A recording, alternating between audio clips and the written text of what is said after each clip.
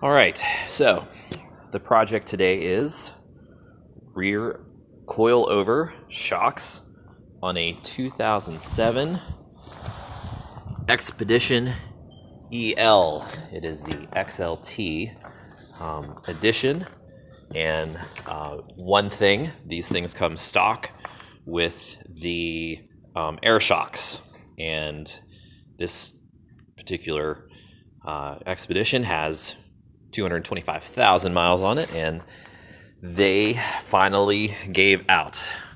And so I did not want to go again with the air shocks, as they are mucho expensive, and wanted to go with a little bit of a more economical approach.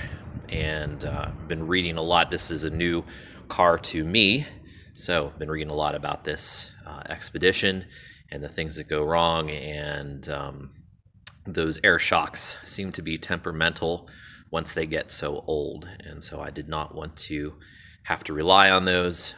We tow a camper with this, just a small camper, about 5,500 pounds, so easily within the limits of this vehicle, but I did not want to be hours away from home and have our air shocks, have a new pair of air shocks, or the compressor or the solenoid or something fail that would require us to not be able to tow our vehicle home, tow our camper home. So here I am. I've been working on this for a few hours now. There's a lot of videos on YouTube. Watch those. They give a good explanation of what you need to do. The best way that I have found is exactly what most of them do suggest. There's this lower control arm here, and you're going to remove first the nut and bolt that is connecting the air shock to that control arm. You're going to do that first. There's a nut that's on this side that's 30 millimeters, and the bolt, which you see on the ground right there, is 27 millimeters, and it is quite rough to get those off if you don't have some heat and don't have a good way to do that. On one side of the vehicle, I had to actually use the jack and my box end wrench, which I had to purchase because I don't have something this big. Surprisingly, I used to own an Excursion, but I never had to do any work like this on it, so I didn't have the tool. So I bought a 30 millimeter wrench.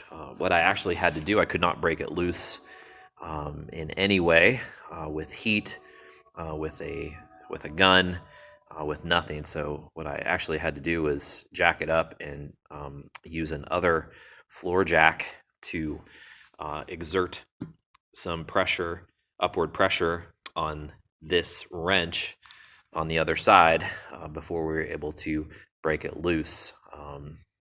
I tried to actually use the weight of the vehicle and set it down on this wrench, and that didn't really work, and I was a little afraid of what was going to happen. So instead, I jacked up the vehicle and used another floor jack and was able to lever that up enough for it to finally break that bolt loose, and then it did finally give up the ghost to do that.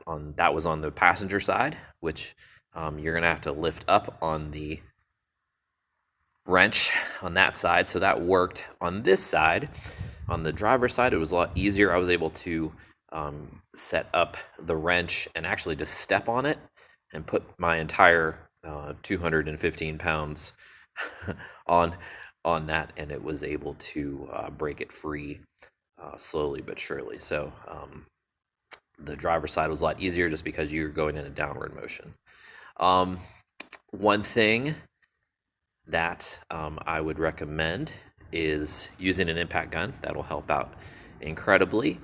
This rear one right now, they are both. It is just a bolt, and there's a clip that is on there as well that holds the other side on a bolt, and it pops into the frame, and that keeps it from spinning. So it really wasn't torqued that too badly. It's 27 millimeters as well. And so it came out pretty easily with an impact gun and then using a punch to get the bolt the rest of the way out. The thing that we are working on now is the shock itself, the coilover replacement. I went through AutoZone and got a Duralast, a couple of Duralasts. They were about $140 a piece, and they're pretty. And the one thing that I'm going to do, which I didn't do on the other end, was I'm going to shorten the back bolt on this. Now I might get a lot of grief about this through the YouTube community and the DIYers, but one thing that makes this go a lot faster and a lot easier is shortening that bolt on the back. On the other side, I did not do that.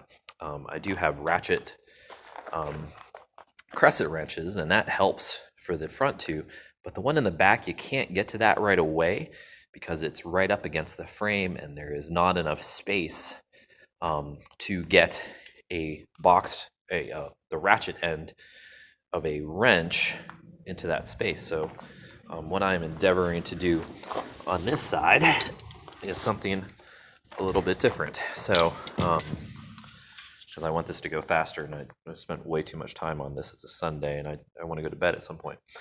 So I did have this, which helped incredibly on the other side since I didn't cut the bolt, and that gave me a lot of space, and it just took 25 minutes, literally 25 minutes, to get the nut down the stud and seated onto where that seats on the truck. So what I'm going to do on this side, now that I've learned some things, is I'm going to actually cut the back bolt.